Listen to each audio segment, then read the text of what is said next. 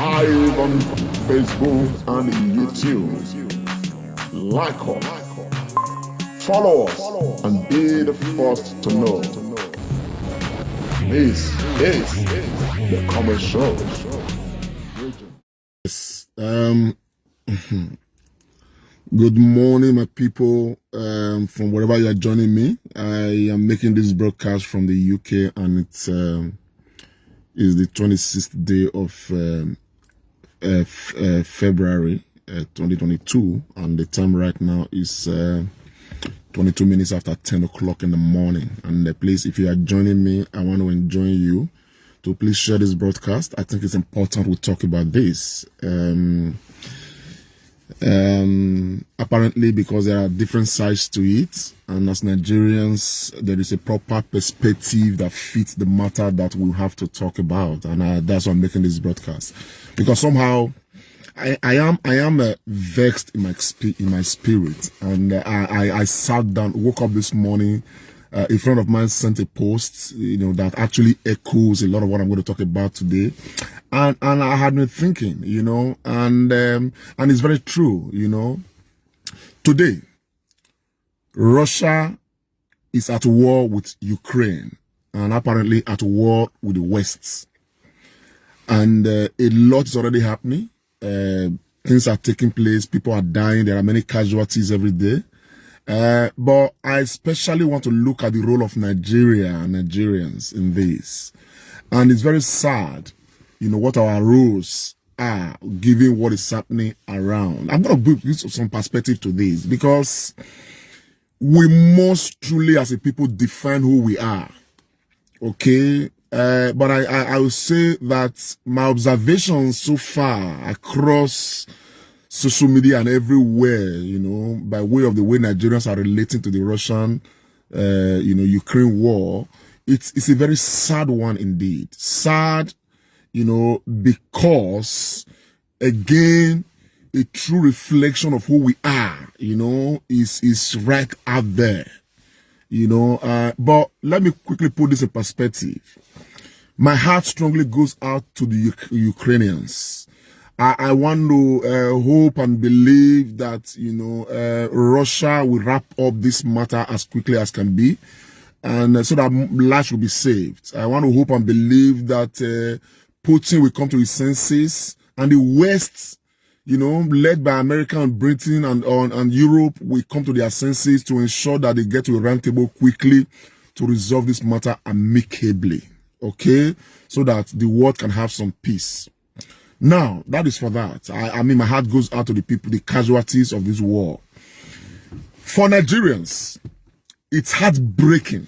Even as we speak, we have reports that Nigerian immigrants in Ukraine, okay, they are calling on the Nigerian embassy in Ukraine. Nobody is speaking their cause. They don't have any help, no assistance whatsoever.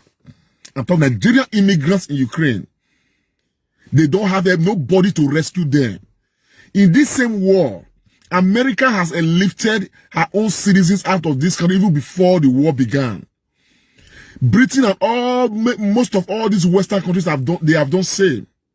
But the Nigerian government has not been able to deploy whatever means to ensure that Nigerians, as a matter of fact, I read one unconfirmed report the other day that the federal government of Nigeria asked Nigerians to ensure that Nigerians in UK to take care of themselves. Now, the flip side of this is this. Come home. Everybody right now is posting, I stand with Ukraine. Some pastors are even putting Ukraine on the map, kneeling down. Okay, photo posing, I will call it. Oh, we are praying for Ukraine. At the end of the day, this Ukraine war will end. They will count the number of casualties in Ukraine. The number of casualties will not even be up to the people who are dying in Nigeria on a yearly basis. It will even be up to 1/10, even when we are not at war. And yet, we are not crying for our nation. Just this, on the 24th, on Monday, on Thursday, 24th, at least 22 persons have been counted in one scene of armed robbery in Uromi that died. 22. It is like business as usual. There is no federal government comment on that matter. There is no national decision on that matter. Every day, Fulani herdsmen are killing Nigerians in droves. People are dying in Nigeria of different things. We are not weeping. We are not declaring a state of emergency. Pastors are not kneeling down to photo pose to say, oh, we are doing this. We are taking action on the importance of life in Nigeria. Far away Russia, thousands of miles away from Nigeria, they are having issues of sphere of influence, issues of dominance. In their own region, our country is, in fact, we don't even have a policy as a nation. Our people are engrossed. Everybody's talking about, oh, Ukraine, Russia this, Russia that. Come on. Come on. We cannot even remove the small stone, the small speck in our nose. We are seeing, we cannot even remove the big log in our nose. We are seeing the small speck of sand in another man's land. I am ashamed, totally. Fellow Nigerians in Ukraine, many of them are languishing right now. They cannot be rescued by the Nigerian government. There is no outcry. Nobody has checked the space. Nobody has cried out to the federal government of Nigeria to say, rescue Nigerians in Ukraine. We are all castigating Putin. Putin this, Russia this, oh, this, that. Make we wake up. Make we wake up. We have more national emergencies in our country than Russia and Ukraine. We have not been able to sort ourselves out. Do you know that if the records are revealed, do you people know how many Nigerians die daily by Nigerians? Occasioned by the policies of the government of Nigeria. To the extent that life is no longer nothing as far as Nigeria is concerned. And we are not at war. We are not at war. This is peacetime. No national outcry. It is business as usual. Some pastors will build churches. The church will collapse, kill hundreds of people. It will be business as usual. As a matter of fact, some presidents will even pay courtesy visits on the pastor. No inquiry. Nothing is set up to find out why is this happening. That thing will not lead to any enabling law to ensure that it doesn't happen in future. People will come out, enter a village with guns, kill everybody. How big is Sambisa Forest? How big is the forest at Urodigbe, where they are presently kidnapping our people in Urodigbe area and demanding for ransom? How big is those forests that we cannot ransack and ensure that all the enemies in that area regions are driven out? In our own country, we are under siege. No national outcry. We are crying for Ukraine. I'm ashamed. I am ashamed. Now, let's talk about the Ukraine. Let's talk about the Ukraine and the Russia, this thing. Whether we like it or not, the war that Russia is persecuting, in as much as, personally, what the Benin man says, Okwemose, was a beautiful thing. Okay? In as much as the action of Russia is condemnable in every moral sense. But let's look at the history. And look at the entire Western, role play in this. For me, it's shameful. It's shameful. Because the multiple standard that is existing in this world is something that is very disgusting. We did this life. We witnessed it. America, combined with Russia, they came to the shores of Africa, killed Gaddafi, created disharmony in Libya. Till today, the entire African sub-region is suffering what happened in Libya. There was no global outcry. There was no policy from Nigeria to say, man, this must stop. This must not happen in the shores of Africa. We did this live. We witnessed them. In Iraq, America combined with UK and the West. Oh, Saddam has weapons of mass destruction. Painted a picture of lies. The whole global media stood to tell us that, oh, Saddam Hussein is evil, is this, is that. They went to Iraq. Nobody opposed them. Killed Saddam Hussein. Created anarchy in the land of Iraq. For how many years? Now, I respect America. And I respect their defense of their own sphere of dominance. I am very sure if Ukraine was just some few miles away from America, Russia will not try what they are trying right now. In the 60s, Russia almost came, US almost came to a nuclear war with Russia. Why? Because of Russia's activities in Cuba, which was a sphere of influence of America. And America saw it that Russia's presence in Cuba is a threat to national security of the American states.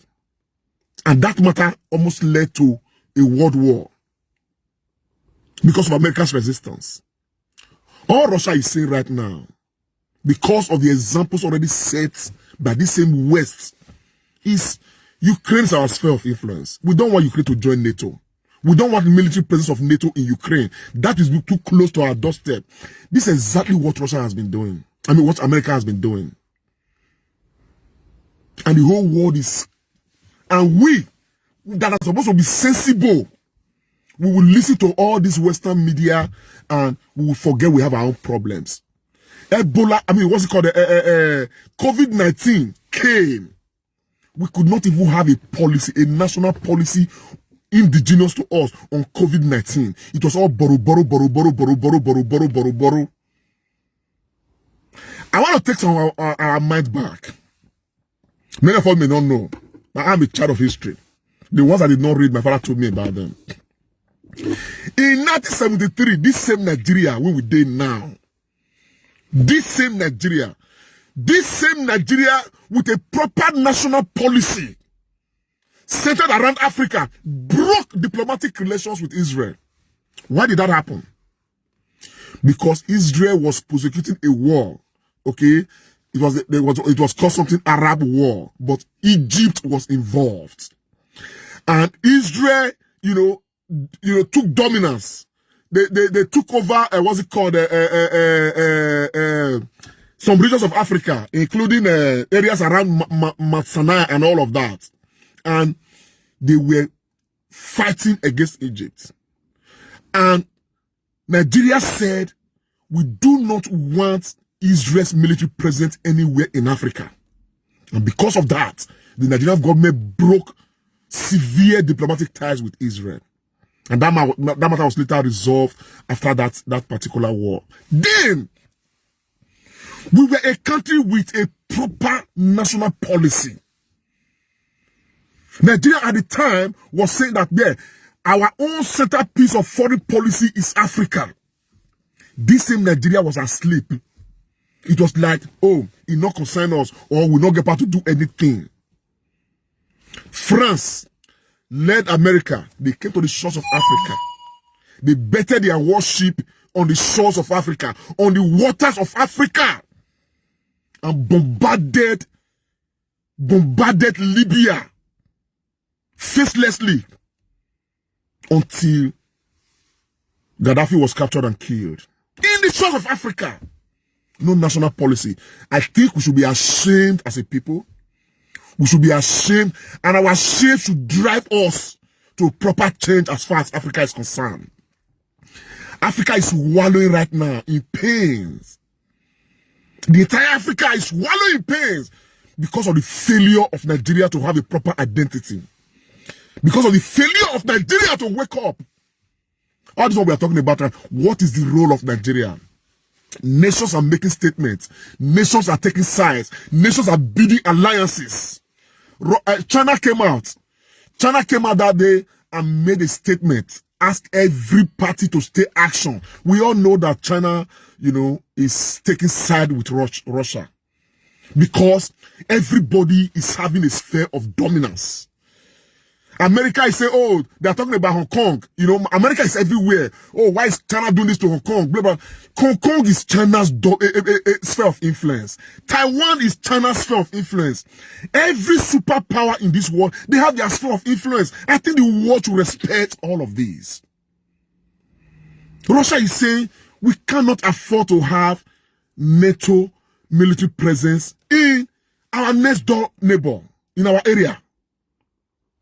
Now, rightly or wrongly, I don't support Russia, to be very honest. I want to make that very clear. Neither do I support some of the roles of America as that to do with dominance and of influence across the world. The other day, I listened to Israel. My dear Israel. My own lovely Israel.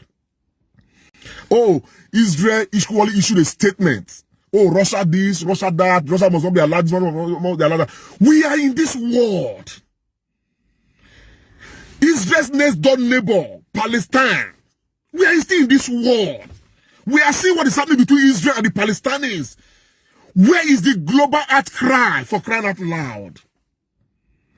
Some Nigerians have equally said, oh, Palestinians are this and that. The Western media will paint this picture and we will all just cave into it. Everybody will start running after it. Look, I am not too interested in what is happening in the West. I'm only just saying these things to create a picture of what the kind of world we are is like. For us to be challenged to have our own national identity as a people. We cannot have laws everywhere covering our faces, and we are looking beyond the log to look at the specks and the small and sound in other places. This is one of the reasons why some of us, people don't understand. We are very insistent to say, no longer shall ancestors rule Nigeria. Let us look for young, vibrant people who are conversant with the time that we are in, that can reposition this country. That is why I vehemently say that Nigerians must come out these early days to reject the advance of somebody like Atiku. I'm sorry, somebody like yes, Atiku here, and what's his name? Bola Ahmed Tinubu. All these old people should retire and let younger, versatile, current people lead the Nigerian state. A nation without identity is a lost nation. Today, Nigeria has no identity. And that is why amongst the demands that many Nigerians, sensible Nigerians are making is the issue of restructuring. Believing that if this is done and done properly, it will give Nigeria a sense of restructuring. As a matter of fact, we do not understand anything like patriotism or citizenship. Nothing. We are just gloating. We are just perambulating. Everything goes. Nigeria today is one of the most unsafe nations in this world. A country where their own diasporas travel to. They know when they arrive, they are not very sure whether they will go back to where they come from. Some of them are either kidnapped or they are killed or one thing happened to them. People have different stories to tell. Those who are able to go and come back safely, they give testimonies. They thank God. They appreciate God that they went to Nigeria and they came back safely. I see them all over Europe. Somebody goes home to his own country to visit his family. The person comes back. He's going to church to go and give testimony because he came back safely. He's not giving the testimony because of the fear that the flight may crash or whatever. He's giving testimony that he went to a lion's den and came back alive. And the lion's den is Nigeria. I am not sure that an American will travel to Britain and go back to America and give testimony because he came from Britain. I'm not sure. The other day, my brother went to the US, from UK here. He traveled to the US. He came back.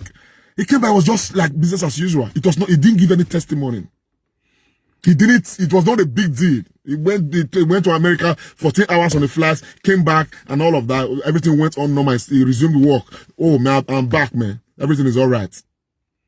He went to Nigeria, came back from Nigeria, and I with Thanksgiving because of what our nation has become. So, my people, in as much as the loss of lives in Ukraine is condemnable, in as much as many of us want a quick resolution to the war between Russia and Ukraine, Nigerians, we have our own problems. Africa, we have our own problems. We must put this same energy we are putting to talk about Russia and Ukraine into our own country. I saw a poster, a pastor kneeling down, not even one, about 2 or 3 of them. They put a big map of Ukraine on the wall. They knelt down, they laid their hands on the map of Ukraine, they were praying. I was like, what kind of hypocrisy is this? What kind of hypocrisy is this? What kind of hypocrisy is this? People were posting that picture. Some of them were, oh, I stand with Ukraine. Let us pray for Ukraine. Man. I think God Almighty will be ashamed of all of us Nigerians and Africans who are doing this. Who are doing this. God will be ashamed of us because we don't get sense. Look at the national emergencies. High cost of living in the land of Nigeria. People can no longer feed. People don't have energy. People don't have anything anymore. People are dying. And yet, this is not a national emergency to the average Nigerian. We are looking at Russia, Ukraine, thousands of miles away. We should be ashamed of ourselves. So we should be ashamed of ourselves. Before I go on, I'm not just talking. Make una know. I just want you guys to listen to this. This is Bernie Sanders, here in America. This is what he had to say. Just listen. You may not see the video. A liar and a demagogue. But it is hypocritical for the United States to insist that we, as a nation, do not accept the principle of spheres of influence. For the last 200 years, our country has operated under the Monroe Doctrine, embracing the principle that as the dominant power in the Western Hemisphere, the United States has the right, according to the United States, to intervene against any country that might threaten our alleged interests. That's United States policy. And under this doctrine, the United States has undermined and overthrown at least a dozen countries throughout Latin America, Central America, and the Caribbean. As many might recall, in 1962, we came to the brink of nuclear war with the Soviet Union. Now, why was that? Why did we almost come to the brink of nuclear war with the Soviet Union? Well, we did that in response to the placement of Soviet missiles in Cuba, 90 miles from our shore. And the Kennedy administration saw that as an unacceptable threat to national security. We said it is unacceptable for a hostile country to have a significant military presence 90 miles away from our shore. And let us be clear, the Monroe Doctrine is not ancient history.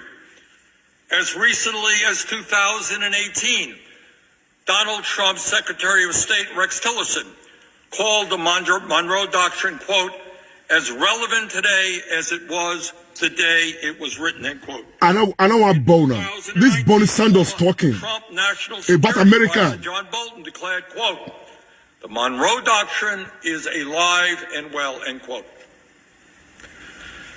To put it simply, even if Russia was not ruled by a corrupt, oligarchic, authoritarian leader like Vladimir Putin, Russia, like the United States, would still have an interest in the security policies of its neighbors. Now, I think this man, everything he just said right now, is exactly what I'm trying to echo. I know they quarrel with the US. I don't have any problem with the US at all. But whatever Russia is doing right now, the US has done 10 times over as part of their own national policy.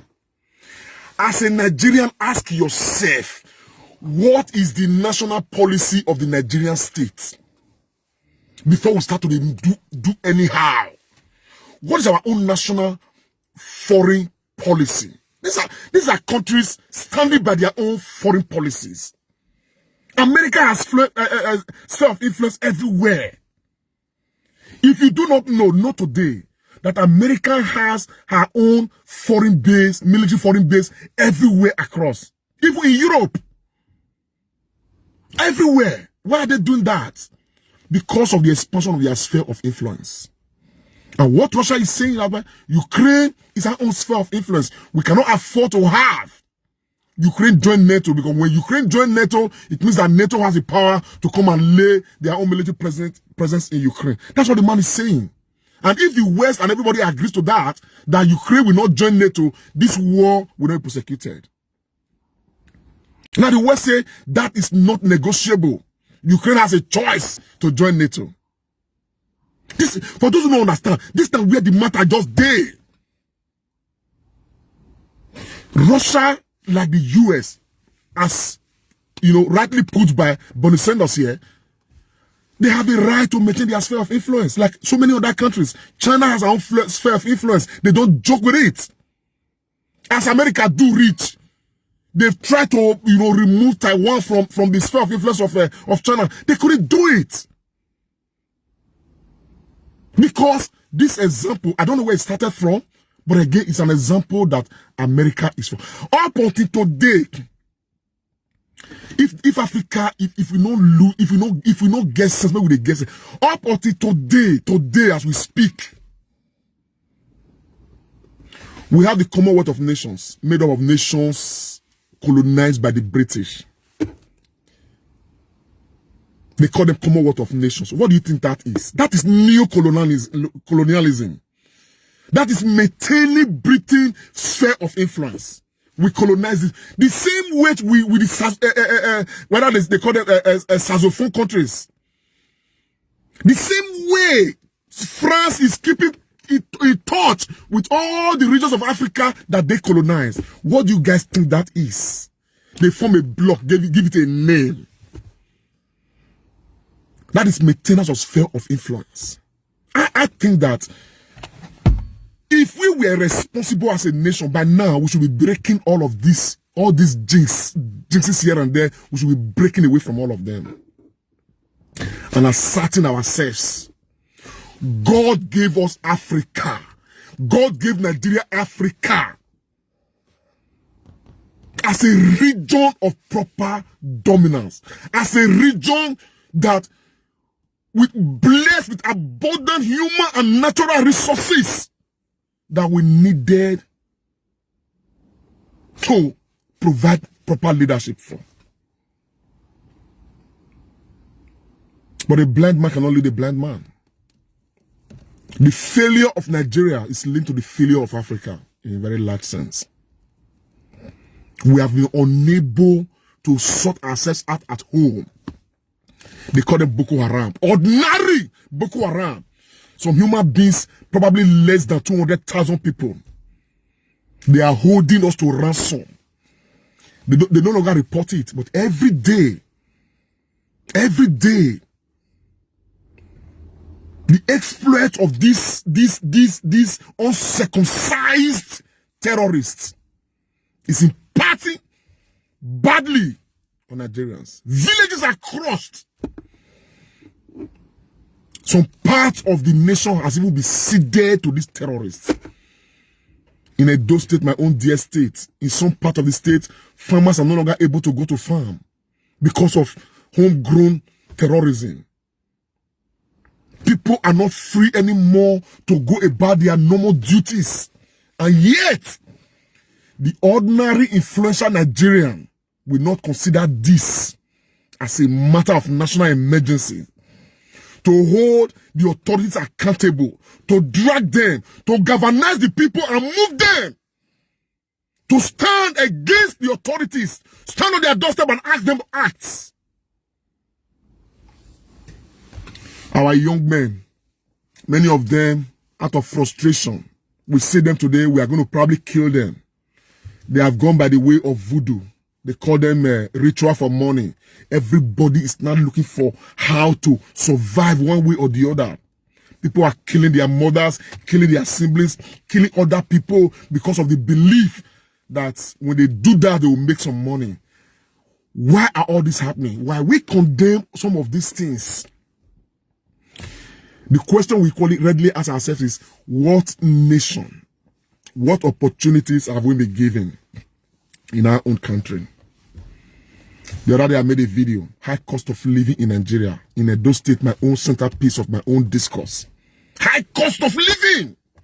Somebody wakes up in the morning, he not get work, no hope for food, he not day in the morning, he not day for afternoon, hope not even day for the next day. What am I expecting the person to do? The person has to survive.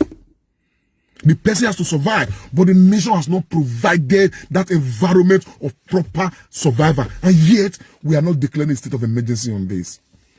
Today, fuel scarcity everywhere. Ordinary small agolo of pepper. 1,000 naira, 500 naira. How many people get her? How many? The naira is being devalued with reckless abandon. Buhari's government is borrowing life out of Nigerians to the extent that some nations are even saying that we're not going to borrow our money again. You meant a debt profile of about 12 trillion. Today you have taken it to nearly 40 trillion. Every Nigerian, born and unborn, we are already owing. Everybody's owing almost 100,000 naira. When we not know how what they use and do. He came out the other day saying, if not for his intervention, people will be trekking today from Lagos to Ibadan. I said, shame on the federal government of Nigeria. Shame on you people. And I replied, and my response was very clear, that if Buhari had not become president, I am sure that many Nigerians that have died since the last 6 years to 7 years, many of them probably would have still been alive today because of the failure of the policy of security. And yet, trillions of naira has gone down the drain. Nothing to account for. Nothing to account for. And the people are suffering. We are suffering. And those pastors are out there. I have not seen them under this administration organize themselves, organize their members to call for a national emergency on these issues plaguing Nigerians. I have not seen the pastors. They have the power to do so. I do remember when what's his name? Monroe Doctrine was president. Pastors called themselves together, convened their members, and they marched, asking for government to act on the issue of Chibok guests and other terrorist activities happening in Nigeria at the time. Today, Nigeria is worse off. Where are all these religious leaders? Where are all these pastors? When Jonathan was there, Sheikh Gumi was busy. Islamic cleric, they call him. He was busy criticizing Goodluck Jonathan, saying that. Today, Sheikh Gumi is the chief negotiator between terrorists in Nigeria and the Nigerian government. And yet, nobody has marched the street to say, man, Sheikh Gumi should be called to order, should be arrested and investigated. No. For all the multitude of Nigerians that have died in the hands of terrorists, we do not have a record of one suspect prosecuted and jailed or face any penalty. None. None. We even have reports that sometimes when they catch some suspects, terrorist suspects, reports will just come from the above. They will be released days after. Nobody will even know what happened to them again. What are we playing with? And yet, we Nigerians who are supposed to sit down today and soberly reflect over all of these things and think of what we can do to rescue this nation, Nigeria, we are the ones plagued with sycophancy of the highest order. I hate to see these things. Pastors kneeling down. They are praying for Ukraine. When your own members are dying every day of hunger, they are dying of terrorism, they are dying of kidnapping, they are dying of insecurity. Right there under our nose in Edo State. Right there on Thursday, Black Thursday for Iroa. Bodies that have been counted are more than 20 already. Needlessly. For 2 hours, armed robbers operated 4 to 5 banks. There was no security presence to challenge them. Come on. For 2 hours, the boys settled down to operate. Now they have recovered some of the loot. Conflicting stories here and there. Come on. We have more national emergencies in this country than Ukraine we have in 100 years. This is the truth. And so it's bothersome. It's sad. I'm saying this because I just want us to draw our attention to the fact that we have issues in our country we need to resolve. Nigeria will not play any role to resolve the Ukraine-Russia crisis. None whatsoever. We don't have any relevance whatsoever to play any role in that. If the nations are coming to a round table today, I can tell you Nigeria will not be in that round table. So why are you bothering yourself? Why? You are not selling arms to Russia. You are not selling arms to Ukraine. You don't even have to sell. You can't make one. You can't make a nindo.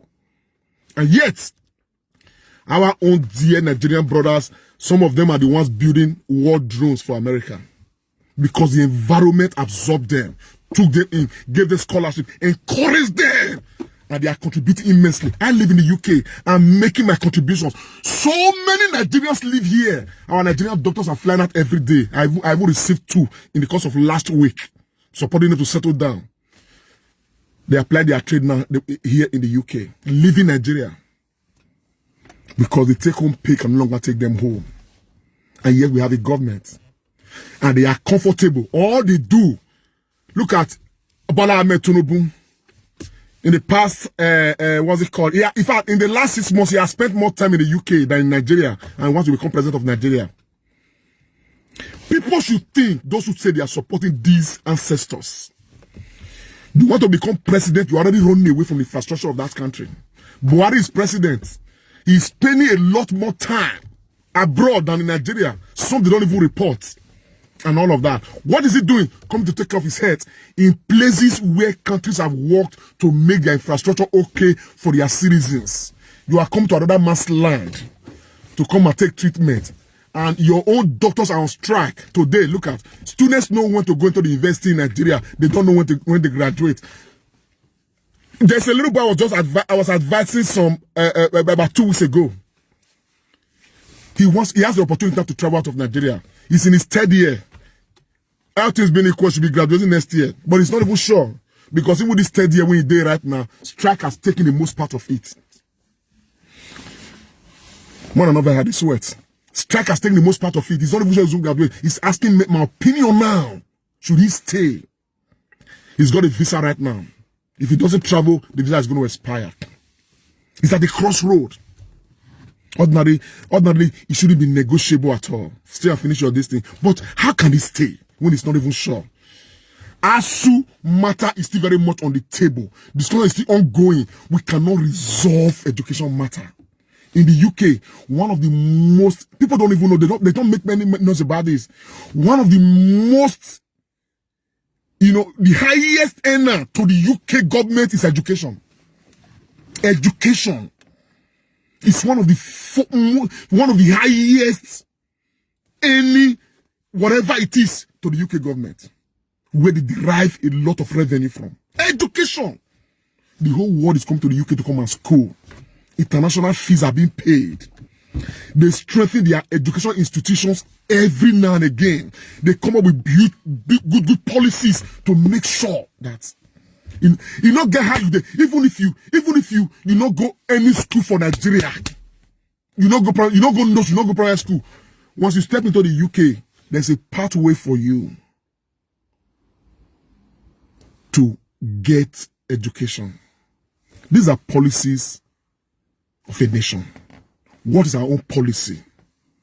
We are talking about Russia, Ukraine. We have issues in Nigeria. We have issues in Nigeria, and we need to sort ourselves out before we see what is happening elsewhere. My people, I've been also I go take risks like this, but don't get me wrong. I hope that they're able to resolve the Russia-Ukraine crisis so that, you know, more lives will be saved, because there are so many innocent people that will be, you know, that will be caught up in this whole imbroglio. But I hope the West can reason, come to a roundtable discourse. I hear that the French president will be speaking with the Russian president. I hope they're able to resolve this whole thing. You understand what I'm saying? That's all everybody. But I tell you, at the end of the day, when they count the casualties that will be in Ukraine, they will not be up to 1/10 of the casualties we have in Nigeria under 1 year when we are not at war. We are not at war. But look at what Nigeria is like. So my people, all this hypocrisy, just pack on. Let us look at our problems and deal with our problems. We have huge problems to deal with. All this hypocrisy. I stand with Ukraine. I stand with this. Have you ever posted you stand with Nigeria? You stand with Uromi? You stand with this? You stand with that? Have you ever galvanized? Call on the authorities. Make we move. If we die, we die. If we live, we live. But let us make this change possible. Have you? Many of you young people are even clapping right now for ancestors to come and become president of Nigeria. Many of you, you cannot recognize the time. Some of you are Christians. There's a verse I like in the Bible. He said, the children of Issachar, they knew the time and they knew what Israel ought to do. Do you know the time? Do you know? Look at all the injustice everywhere. The Igbos right now in the name of Biafra, incarcerated, what's it called? They incarcerated Kanu and all of that. Look at what is happening in the East. Look at the other day footage came out. Nigerian soldiers, innocent people doing their job, they were ambushed in somewhere around Inewi. And they were killed by insurgents, likely to be Igbos agitating for Biafra. Should we have that in this country? It is peacetime. Oh, we are not at war with any foreigner, and yet we cannot sort ourselves out. We think that it is by arresting Igboho, incarcerating what's his name, Nnamdi Kanu, and all the voices that are rising up, that we are going to solve our issues. And yet, some of you governors are there, local government chairmen, political leaders. What you want to get politically is what is your interest. You are not looking at all of this myriad of issues plaguing us right now. But they will come to your doorstep. They will come. They will come if you leave it unsolved. And the only way we can solve it is to use this trend that we are talking about, Ukraine, to galvanize our people to call for proper change in this country. To call for proper change in this country. This country needs to be restructured. It needs to be restructured. It needs to be restructured. The policy of having ancestors leading Nigeria as a state, people for the last 50 years have not, they have not developed any new skill. They have not had any new training. We are living in this country right now. The president we have, each time he's interviewed, he's talking about the Gazette of 1963, applicable to a country when the country was less than 50 million population. Applying that Gazette now, that we should dig up that Gazette to apply it to now when Nigeria is more than 200 million population. That tells you that all these below analog brains that you people are pushing forward to lead Nigeria, they will further deepen the crisis. They will further deepen the crisis. So, my people, I stand with Nigeria. I hope that Ukraine and Russia are able to solve their crisis. And I hope that Nigeria, we all will come to our senses to understand that our issues, the issues we have in Nigeria, they are a lot more than what Russia and Ukraine is having right now. Okay? And we must use our sense. Those of us listen to the Western, I don't want to mention their names, all these Western media. Oh, Vladimir Putin this, Russia president, China prime minister this one that. They gave you a picture. They set the agenda. Oh, everybody start running because you don't hear them from this news or from that news. Use your sense. Use your tongue to count your teeth. Because at the end of the day, if your country is in the position of Russia, what they are doing right now is what they are going to do. We need to wake up as a nation. We need to get back those old days when Nigeria was going to be glorious, but we lost it at some point. We need to have a national policy. We need to circle Africa as our region and sphere of influence. Nobody should come to that terrain. But before we do that, we must be a nation that is responsible to herself. A nation that has been able to conquer small local issues. Most of all, we must place life in a priority position. Any life lost, in fact, no life should be lost unnecessarily, should be taken seriously. I lived in Spain many years. I remember till today, I mean, this thing has been more than 12 years, if I'm not mistaken. There's an arena, a play arena, something, I mean, you know, there was stampede in that arena. Some 9 children died or so. Is it 9 or 3? I don't know. Some children died. Till today, the Commission of Inquiry is still digging into that matter. People have gone to prison for that matter. People have resigned for that matter. Laws and laws and laws have come out from that particular scenario to ensure that there will never be a repeat of that kind of thing ever in Spanish history. That is how nations work. What are we learning from? Look at Urumi. Armed robbers laid siege, broke into different banks, scattered away money for hours. I am not sure anything will come to the National Assembly or to the House of Assembly of Edo State, for that matter, to find a way to ensure that this cannot happen again in future. They will speak English, write one report here, write one report there, call one, was the IG here, call one IG there. The matter finished. Yet, more than 20 lives have been lost, needlessly. Nothing. Everybody's on your own. The other day, a Nigerian from the US came to this Eastern land and all of that. They ambushed him, they killed him when he was about going back. There's been no inquiry, there has been nothing set up, nothing. It is just the same way. Zamfara, how many villages have been slaughtered? How many people have been killed? Some 40-something farmers were killed in their farms. The federal government of Nigeria, through one Adamu, came out to say that they did not take permission before they went to their farm. That's why they were killed under this government of Buhari, and yet we have not called for a national emergency on this. My people, we have a problem. You are watching me right now. We have a problem. We want to leave Ukraine. We have issues in this country to deal with. Let's deal with our issues.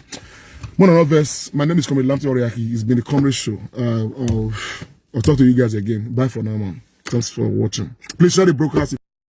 Comrade Show, wait. Comrade Lamte Oriaki. This is the